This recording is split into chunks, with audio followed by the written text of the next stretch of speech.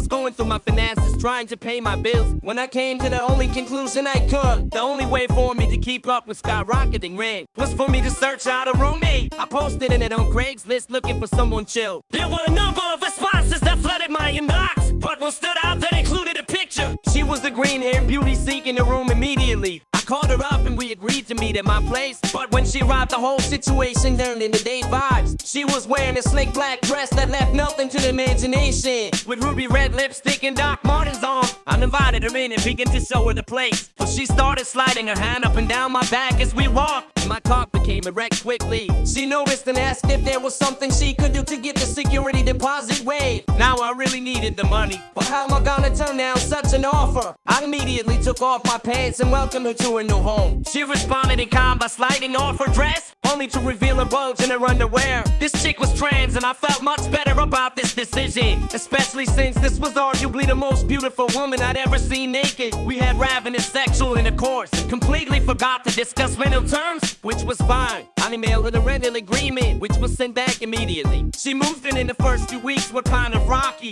I'd be in my room and get a knock. When I'd open the door, she'd be standing there naked, casually asking me questions related to the apartment. Each time I'd get hard and she would use the opportunity to fuck, but you can't do that forever and not expect me to get attached. I asked her out on a date, to which she said no, but why not, I asked. It's at this point that she comes out and says she is homo-flexible, which according to her means she can sleep with men, but can't form romantic attachments to them, to which I was like, okay. The disclaimer would have been great before sleeping with me so many times. Did this discourage me from fucking her again? Absolutely not. Sometimes we did it at home. Sometimes she gave me road air while I pedaled my Fred Flintstone car, which was a lot more difficult than I think you could possibly imagine. I called her up on my cellular telephone to see if she was horny, but it would always be on her schedule. Eventually she started dating another woman and her attention became divided, but almost every night she would still come play with my dick. Eventually the feels went away and it became purely transactional. We swapped some come and be on our way. One day I had a date and thought it was going well, so I invited her to come back to my place. We made it back to my room and started getting hot and heavy, when sure enough there was a knock at my door. This was a bit inopportune since I knew she was likely naked, and I had a female companion ready naked in my bed. I called through the door that I was with someone, to which she replied in the only way you should have expected by now, asking if there was room for one more. Looking back at my date, who clearly had her this, she did not have the look of someone outright rejecting a threesome, so I asked if they would be interested in having one with a trans woman.